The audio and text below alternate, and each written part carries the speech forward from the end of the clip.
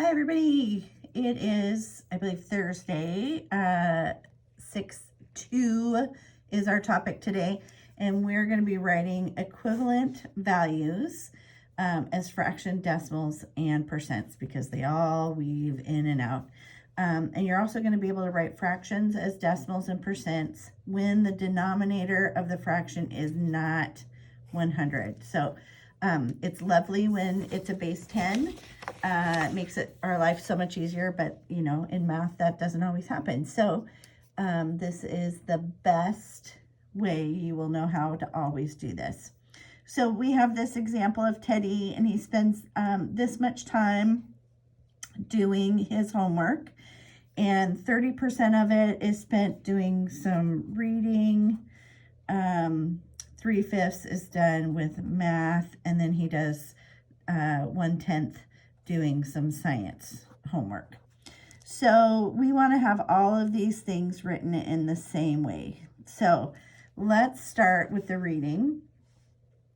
We know that 30% is just like writing 30 over 100. And then we could simplify that to 3/10. Okay, pretty easy. So that's reading. Math, we know is 3/5. In this case, we can make this pretty easy, and let's put it into tenths. So 5 times 2 equals 10, so 3 times 2 equals 6/10. And then we have science, and it is, 1/10, which is just like saying 10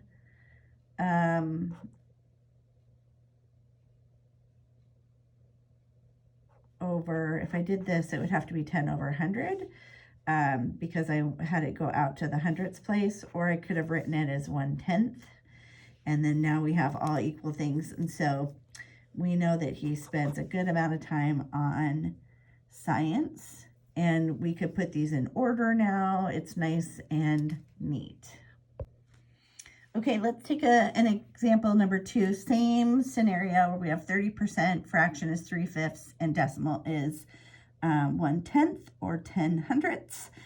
This time they want us to take 3/5, and we're going to write it as a decimal, and we're going to write it as a percent.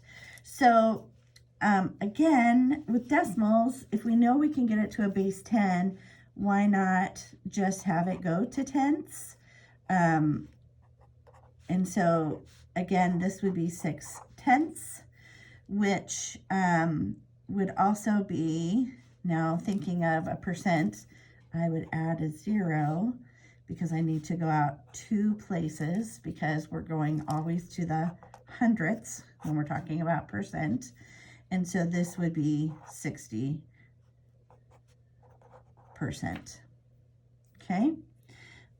You can also take your trusty calculator and do 3 divided by 5, and you get 0.6.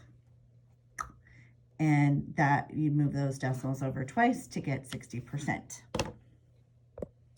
Okay, let's try example 3. This is Teddy's friend, Jacob, and Jacob does 5/8 in math and 3/8 of his time in science. And they want us to take 5/8 and use division. Okay, well, you can always do that. You can always do long division if you really love.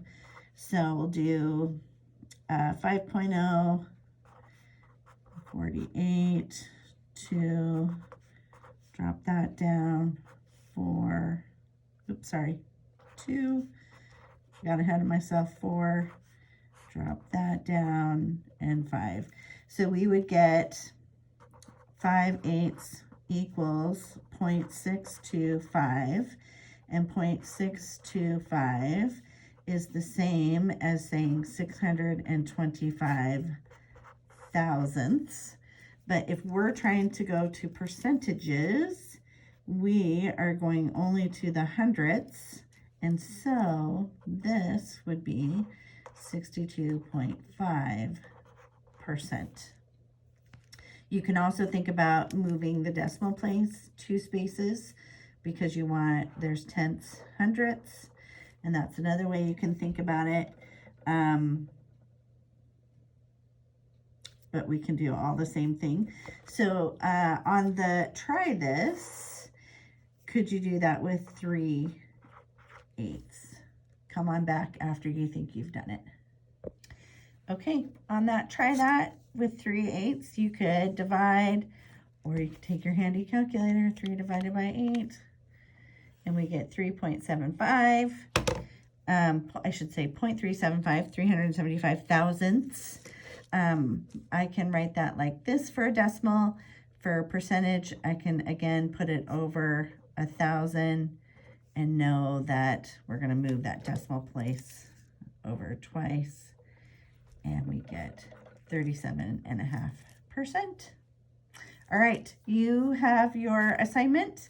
Go forth and do math. We'll see you on the flip side.